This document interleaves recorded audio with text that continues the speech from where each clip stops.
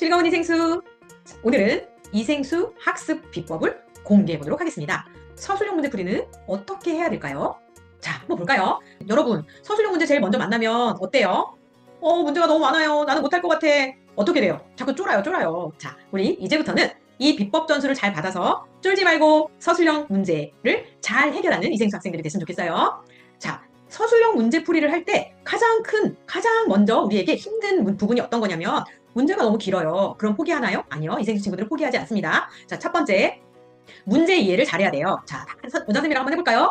끊어있고 핵심어에 동그라미, 구하려고 하는 것에 밑줄 쫙. 네, 이것이 우리가 문제 이해하는 비법이에요. 문제를 끊어있는 같다는 것은 어떤 의미일까요? 네, 잠깐 멈춰서 생각해보는 거예요.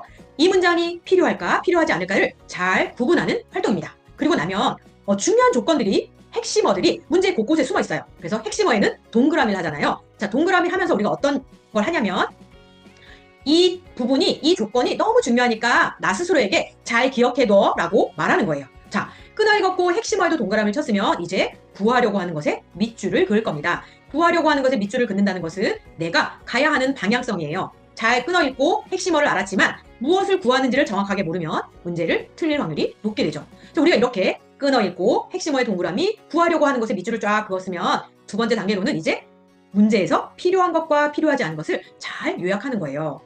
여기까지가 문제를 잘 이해하는 겁니다. 자, 그러면 두 번째. 자, 문제를 잘 이해했으면 또 다시 생각해야 돼요. 이 모든 과정은 계속 생각하는 과정이에요. 그래서 생각하는 게 어려웠기 때문에 서술형 문제가 어려운 거예요. 두 번째는 이 문제에 나오는 개념은 어떤 거지? 이 문제를 해결하려면 내가 어떤 걸 알고 있어야 되지? 내가 과연 이 문제를 할 수 있나? 할 수 없나? 예를 들어서 내가 배우지 않은 개념을 사용해야 되면 이 문제를 할 수 없는 거잖아요. 그렇지만 내가 이미 배운 개념이라고 하면 충분히 이 문제를 풀 수 있다는 자신감을 가지고 이제 문제 안으로 들어가야 됩니다.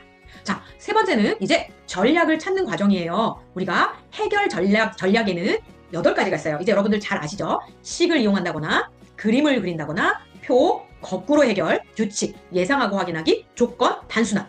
이러한 전략 중에 내가 이 문제를 풀려면 어떤 전략을 써야 될지를 잘 생각하는 거예요. 자, 이제 문제 이해했어요. 어떤 개념을 가지고 풀지, 어떤 방법으로 해결할지까지도 잘 생각했으면 이제 한번 풀어봐야 되겠죠. 사실 선생님이 말한 지금까지의 과정이 문제를 해결하는 데 있어서 가장 중요해요. 자, 그러면 이제 한번 풀어볼 거예요. 자, 문제를 잘 해결했습니다. 그러면 그 다음에는 반드시 점검을 해야 돼요. 내가 이 문제를 구하려고 하는 것은 바르게 봤는지 또는 조건을 빼뜨리거나 잊어버린 것은 없는지를 잘 살펴봐야 합니다. 또 마지막으로 점검해야 되는 것은 이것보다 더 좋은 방법은 없나? 더 합리적인 방법은 없을까? 내가 이런 부분들을 앞으로 문제를 해결할 때 실수하지 않으려면 어떤 걸 해야 되지? 자, 이 과정을 거치고 나면 문제가 잘 해결됐을 거예요. 그럼 이제 뭐가 생기나요? 네, 자신감이 뿜뿜 생기죠. 조금 더 세부적으로 살펴보도록 하겠습니다. 자, 문제를 이해할 때는 끈, 동, 미술하죠. 비법이에요. 자, 끊어있고 핵심은 동그라미, 구하려고 하는 것에 밑줄 쫙. 이 과정을 한 다음에는 문제를 요약하는데 수학은 언어라고 했어요. 이제 국어에서 수학적 언어로 가려면 요약하는 과정이 매우 중요합니다. 이 요약하는 과정을 잘 한 후에 전략을 세우고 이제 풀 건데 우리 또 비법 하나 나가죠. 작줄세 합니다. 풀이 과정은 다른 사람하고 소통하는 거라고 그랬어요. 그래서 이 풀이 과정을 통해서 내가 문제를 어떤 개념을 어떻게 활용했는지 잘 확인할 수 있어야 돼요. 그러려면 글씨를 바르게 써야 되겠죠. 그리고 글씨는 너무 크지 않게 쓰고 줄은 잘 맞춰서 쓰고 세로셈처럼 써서 다른 사람이 봤을 때도 이 문제를 어떻게 해결했는지 잘 이해할 수 있도록 도와줘야 합니다. 그리고 마지막에 내가 이 문제를 잘 풀었는지를 점검하고 또 더 합리적인 방법은 없는지 생각하는 과정까지를 잘 연습하다 보면 서술형 문제를 해결하는 데 자신감이 생기실 거예요. 자, 그러면 문제 하나를 한번 함께 풀어볼까요? 생각이는 건강을 생각하여 우유를 하루에 250ml씩 3번 2주일 동안 마시기로 했습니다. 그런데 9일째부터는 계획대로 마시지 못하고 하루에 200ml씩 2번만 마셨습니다. 2주일 동안 마신 우유의 양은 몇 ml인지 풀이 과정 쓰고 답을 구하시오.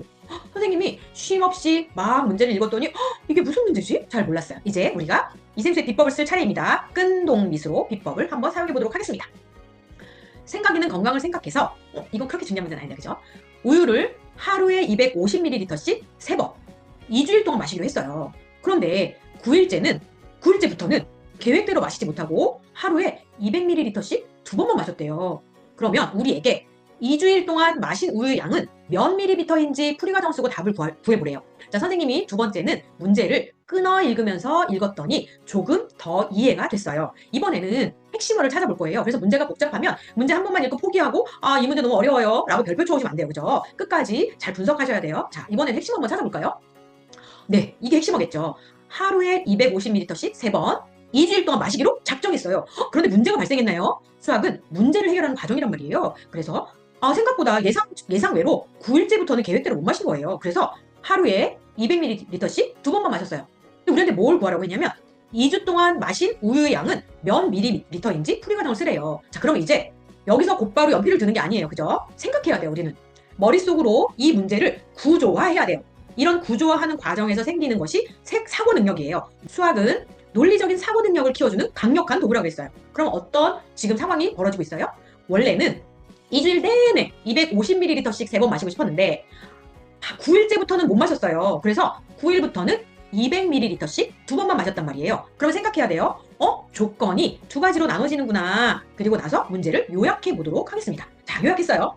이 문제를 풀려면 2주일이 14일이라는 것은 알아야 되고 두 가지로 구분을 해야 됩니다. 하나는 8일 동안은 250ml씩 하루에 3번 먹은 거고 9일부터 14일, 즉 6일 동안은 200ml씩 하루에 2번 마신 거예요. 자, 이 요약한 재료를 가지고 이제 생각해야 돼요. 이건 어떤 전략을 이용해야 되지? 자, 이 문제는 어떤 전략을 활용할까요?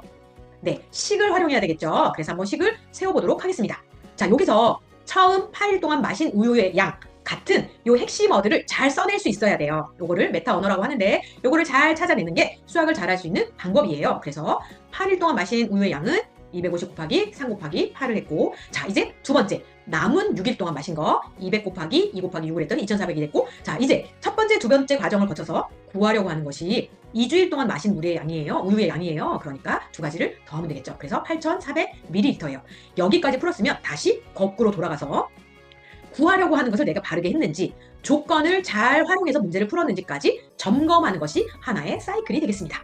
자, 선생님은 좀 쉬운 문제로 여러분하고 하나 풀어봤는데 이제 학년별로 여러분들에게 있는 서술형 문제들을 선생님과 함께 잘 해결해 보시길 바랍니다. 자, 여기서 인사드릴게요. 즐거운 이생수!